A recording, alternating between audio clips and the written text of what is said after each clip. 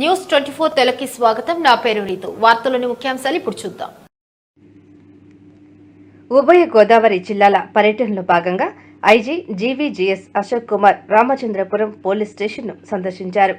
ఈ సందర్భంగా విలేకరులతో మాట్లాడుతూ అంతర్వేది కళ్యాణం మహోత్సవాలు సందర్భంగా పర్యవేక్షణ చేయడం జరుగుతుందని, బ్రహ్మోత్సవాలు సందర్భంగా సముద్ర స్నానాలు చేయడానికి భక్తులు ఎక్కువగా తరలి వస్తారని, వారికి ఏ ఆటంకం కలగకుండా 1000 మంది సిబ్బందితో కోనసీమ ఎస్పీని బందోబస్తు కొరకు ఏర్పాటు చేశామని, 140 సీసీ కెమెరాలు ఏర్పాటు చేయడం జరిగిందని ఆయన తెలియజేశారు.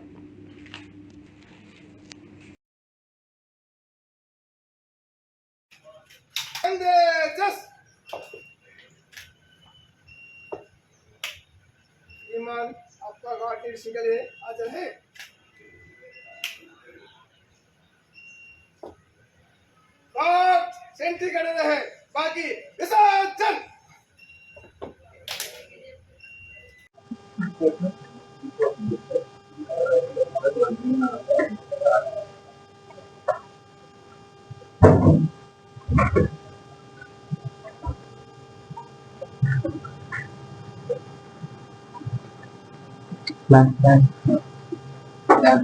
Plants.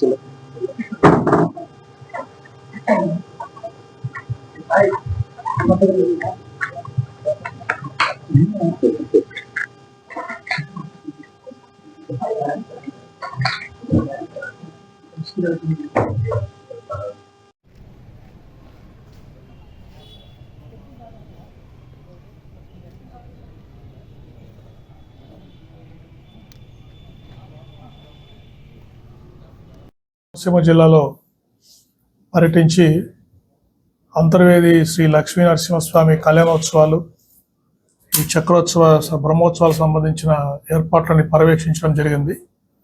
అక్కడ శుక్ర శనివారాల్లో లక్షాది మంది భక్తులు వచ్చి స్వామివారి కళ్యాణోత్సవాన్ని, తర్వాత సముద్ర స్నానాలు అన్నీ కూడా, తర్వాత చక్రోత్సవం అన్నీ జరుగుతాయి.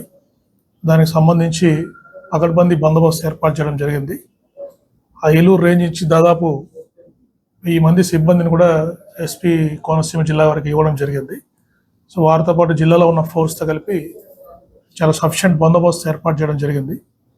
అంతేకాకుండా 90 సీసీ కెమెరాస్, ఆలయంలో దాదాపు 60 సీసీ కెమెరాస్ ఉన్నాయి. బయట అడిషనల్గా ఈ బ్రహ్మోత్సవాల గురించి 90 సీసీ కెమెరాస్, మొత్తం 140-150 కెమెరాస్ తోటి ఈ బందోబస్తు పర్యవేక్షించడం జరుగుతుంది. అంతేకాకుండా డ్రోన్స్ కూడా ఉపయోగిస్తున్నాము. ఎప్పటికప్పుడు క్రౌడ్ మూమెంట్, సముద్ర స్నానం చేసేటప్పుడు ఎలా ఉంది మూమెంట్, రథోత్సవం జరుగుతున్నప్పుడు క్రౌడ్ ఎలా ఉంది అన్ని కూడా డ్రోన్స్ ద్వారా కూడా పర్యవేక్షించడం జరుగుతుంది. రథోత్సవం జరిగేటప్పుడు కూడా ఎటువంటి తొక్కిసలాట్లు జరగకుండా రో పార్టీస్, సఫిషియెంట్ ఫోర్స్ పెట్టడము, ఇవన్నీ కూడా బందోబస్తు ఏర్పాటు చేశాము. ఇవన్నీ ఏర్పాట్లన్నీ పర్యవేక్షించడానికి కంట్రోల్ రూమ్ కూడా ఒకటి, అక్కడ గెస్ట్ హౌస్లో కంట్రోల్ రూమ్ ఏర్పాటు చేశాము. తర్వాత సముద్రం దగ్గర ఒక కంట్రోల్ రూమ్, టెంపుల్లో ఒక సబ్ కంట్రోల్ రూమ్, మొత్తం 3 కంట్రోల్ రూమ్స్ ద్వారా ఈ బందోబస్తు ఏర్పాట్లు పర్యవేక్షించడం జరుగుతుంది. సో ఇవన్నీ ఏర్పాటుతోటి సక్రమంగా జరుగుతుందని మేము ఆశిస్తున్నాము. తర్వాత డిస్ట్రిక్ట్ అడ్మినిస్ట్రేషన్ తోటి కూడా జిల్లా ఎస్పీ గారు సమన్వయం చేసుకొని దేవస్థానం అధికారులతోటి ఎక్కడ ఏ ఇష్యూస్ లేకుండా బ్రహ్మోత్సవాలు జాగ్రత్తగా జరుపుతాము. అంతేకాకుండా ఈ నెల మహాశివరాత్రి పండుగ కూడా వస్తూ ఉంది. మనకు ద్రాక్షారామము, పంచరామ క్షేత్రాలు 4 క్షేత్రాలు మనకు ఏలూరు రేంజ్లోనే ఉన్నాయి. అంతేకాకుండా కోటిపల్లిలో కూడా ఒక పుణ్యక్షేత్రం ఉంది. సో ఇక్కడ కూడా బందోబస్తు ఏర్పాటు చేసి ఎక్కడ భక్తులకు ఎక్కడికి ఇబ్బంది లేకుండా మేము తగిన చర్యలు తీసుకుంటాము.